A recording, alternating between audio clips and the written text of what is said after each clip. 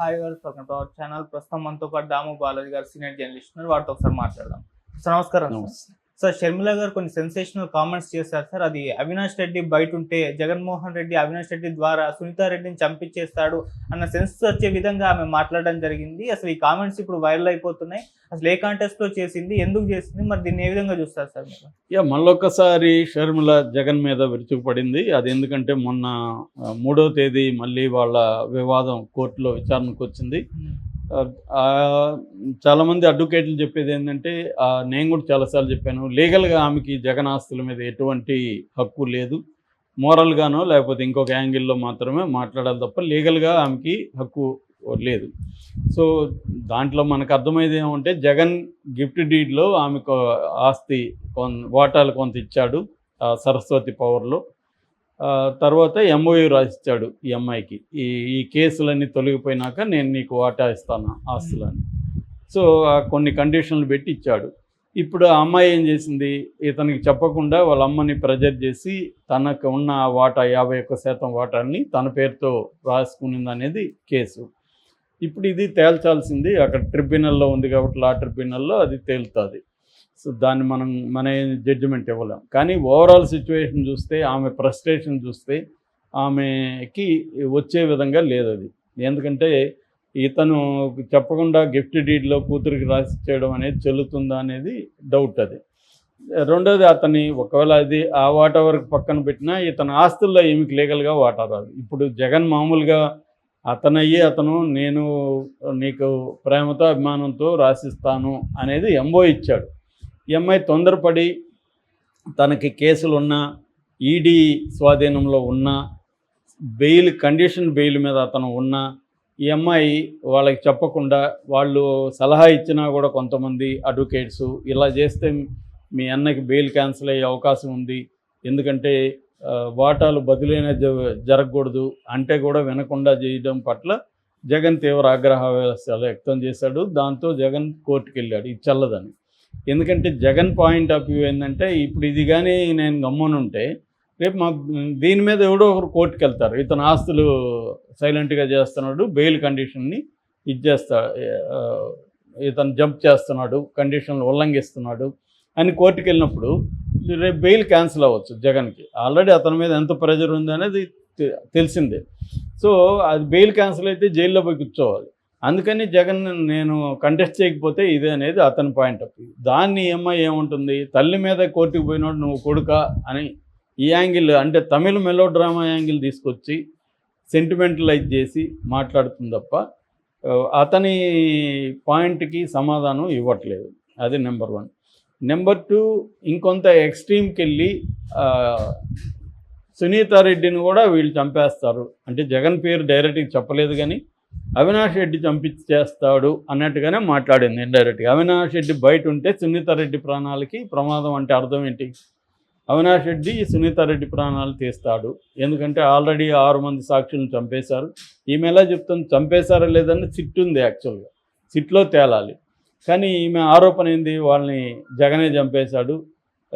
నిజానికి వాళ్ళ పేరెంట్స్ కానీ వాళ్ళ బంధువులు కానీ ఎవరు కంప్లైంట్ ఇలా 6 మంది చనిపోయిన వాళ్ళు వీళ్ళు మాట్లాడుతున్నారు. ఇప్పుడు మొన్న ఆయన రామయ్య వాచ్మెన్ అక్కడ చనిపోయాడు, 80 ఏళ్ళు ఆయనకి ఇప్పటి నుంచో ఆరోగ్యం బాగాలేదు. సో ఆయన చనిపోయాడు. అట్లాగే ఇంకొంతమంది చనిపోయారు. దాంట్లో వాళ్ళెవరు, వాళ్ళ పేరెంట్స్ నిజానికి వాళ్ళల్లో కొంతమంది మా వాళ్ళ హెల్త్ బాగాలేక చనిపోయినారని చెప్తున్నారు. అయినా సరే వీళ్ళు రాజకీయంగా తెలుగుదేశం దాన్ని ఇంకా పిండదామని ఆలోచిస్తుంది కాబట్టి చెప్తుంది. ఇప్పుడు ఈమె మళ్ళీ వచ్చి Avinash Reddy already Avinash Reddy bail cancel చేయమని సునీత సుప్రీంకోర్టుకి వెళ్ళింది. బెయిల్ అది క్యాన్సిల్ చేయట్లేదు.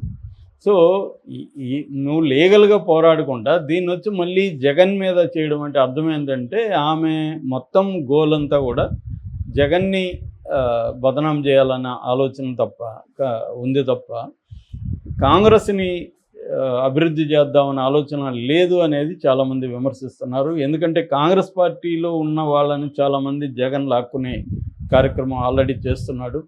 సో దీన్ని కౌంటర్ చేయడానికి ఆమెకి ఇంకా ఫ్రస్ట్రేషన్ పెరిగిపోతుంది. నేను చాలాసార్లు చెప్తున్నా, రాహుల్ గాంధీ మరి ఏం చేస్తున్నాడో తెలియదు. దీన్ని బట్టే మనం షర్మిలని చూస్తే రాహుల్ గాంధీ నాయకత్వం అర్థమైపోతుంది ఎవరికైనా, ఇంకేమి చూడాలని వాళ్ళని. అంటే ఆయన ఒక స్టేట్ని ఎలా డీల్ చేస్తాడు రాహుల్ గాంధీ అనేది మనం అర్థం చేసుకోవాలంటే షర్మిల పని విధానాన్ని చూస్తే రాహుల్ గాంధీతో అర్థమవుతుంది. అట్లాగే ఇక్కడ కూడా రేవంత్ రెడ్డి పని విధానం పట్ల రాహుల్ గాంధీ ఎలా ఉన్నాడో చూస్తే రాహుల్ గాంధీ నాయకత్వ లక్షణాలు ఏ స్థాయిలో ఉన్నాయో అర్థమవుతుంది. ఒక మామూలు కొంత రాజకీయ అనుభవం ఉండేవాళ్ళు కూడా అలా ఇంత ఘోరంగా డీల్ చేయరు. ఎందుకంటే ఆయనేమో ఒక పక్క అక్కడ పర్యావరణం మాట్లాడుతుంటాడు, ఇక్కడేమో రేవంత్ రెడ్డి పర్యావరణ పరిరక్షణని గుంటనక్కలుగా అభివర్ణిస్తూ ఇక్కడ అసెంబ్లీలో స్టేట్మెంట్లు ఇస్తాడు. దీన్ని చివరికి సుప్రీంకోర్టే సీరియస్గా తీసుకొని 6 నెలల పాటు ఆపి చాలా సీరియస్గా ఈ ప్రభుత్వానికి వ్యతిరేకంగా కామెంట్లు చేసిన పరిస్థితి ఉంది. నేషనల్ మీడియా అంతా కూడా రాహుల్ గాంధీ హిపోక్రసీ గురించి ఎత్తి చూపిస్తున్నారు. Not only BJP media, గోధి media కాదు, మోడీకి యాంటీగా ఉన్న మీడియా కూడా, ప్రో కాంగ్రెస్ మీడియా కూడా ఈ విషయంలో సీరియస్గానే ప్రశ్నిస్తున్నారు. సో అలాగా రాహుల్ గాంధీ కూడా ఇక్కడ పట్టించుకోవట్లేదు ఏది ఆంధ్రప్రదేశ్లో. అందుకని ఈమె అసలు కాంగ్రెస్ పార్టీ పిసిసి ప్రెసిడెంట్ లాగా కాకుండా ఒక జగన్ చెల్లెలుగా తనకు ఆస్తి రాలేదన్న కోపంతో జగన్ మీద మాట్లాడటమే కనిపిస్తుంది. సో ఇప్పుడు వీళ్ళ పాయింట్ ఆఫ్ వ్యూ ఏంటి, అతని లీగల్గా ఆస్తులు రావు కాబట్టి మోరల్గా అతన్ని ప్రెజర్ చేయాలి, అతని ప్రెజర్కి లొంగట్లేదు కాబట్టి అతన్ని డ్యామేజ్ చేయాలి, అతని డ్యామేజ్ పొలిటికల్గా ఏ స్థాయిలో చేయగలమో ఆ స్థాయిలో చేయాలి. ఇది కనిపిస్తుంది మనకి ఫ్రస్ట్రేషన్ ఈ అమ్మాయిలో. సో ఆ యాంగిల్లో అమ్మాయి మాట్లాడింది. ఆల్రెడీ వాళ్ళు కౌంట్లు ఇచ్చారు. ఈమె ఆరోపణలకి కూడా బేస్ ఏం లేదు. ఈమె ఆరోపణలు ఏముంటుంది, రామ్ సింగ్ని బెదిరించి తను ఏదో రాయించుకున్నాడు, సునీతనే హత్య చేసిందని అంటుంది. నిజానికి రామ్ సింగ్ ఉన్నప్పుడు కేసు ఎవరి మీద పెట్టారు, సునీత మీద పెట్టారా? లేదు కదా, వీళ్ళ మీద కదా పెట్టారు. అక్కడ ముద్దాయిగా ఇప్పుడు ఎవరున్నారు, అవినాష్ రెడ్డి ఉన్నాడు, వాళ్ళ నాన్న ఉన్నాడు. ఆల్రెడీ వాళ్ళ నాన్న కొన్ని నెలల పాటు జైల్లో ఉండి వచ్చాడు. 78 ఏళ్ళు, ఆయనకు వెన్నుముక ప్రాబ్లం ఉంది, అయినా కూడా జైలుకి బెయిల్ రాకుండా చేయగలిగారు వీళ్ళు, ఉండి కదా వచ్చాడు. మరి ఇప్పుడు సునీత ప్రాణాలకు ప్రమాదం, ఆమె చచ్చిపోతే వాళ్ళ పిల్లల లైఫ్ ఏం కావాలి, ఇవన్నీ మాట్లాడుతుంది. దీనికి ఆధారాలు ఏమిటో చెప్పట్లేదు. ఏమన్నా ట్రై చేశాడా అతను, నీ దగ్గర ఏమైనా ఆధారాలు ఉన్నాయా, ఇవన్నీ చెప్పట్లేదు. అంటే ఆమె ఇప్పటికి కూడా ఏ రకమైన మార్పు లేదు. ఎంత విమర్శలు కాంగ్రెస్ పార్టీలో వస్తున్నా, ఎందుకంటే రాహుల్ గాంధీ పట్టించుకోలేదు కాబట్టి ఆమె రాహుల్ గాంధీ పట్టించుకొని ఆమెతో మాట్లాడి అసలు నువ్వేం చేస్తున్నావు, మా కాంగ్రెస్ పార్టీ అభివృద్ధి కోసం 8 నెలలు 10 నెలల్లో ఏం చేశావు, ఈ రిపోర్ట్లు ఏమైనా అడుగుతున్నారో లేదో నాకైతే తెలీదు. మనకైతే ఏం కనిపించట్లేదు ఎవరికి కూడా.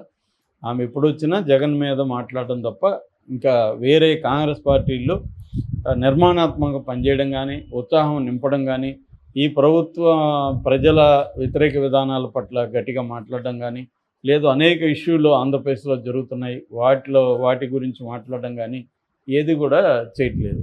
సో ఎంతసేపు నువ్వు కొడుకు కాదు, నువ్వు మేనమామ కాదు, నువ్వు అసలు మనిషే కాదు అని జగన్ని ఇది చేయడం తప్ప, ఇది అందరికీ తెలిసిపోయింది.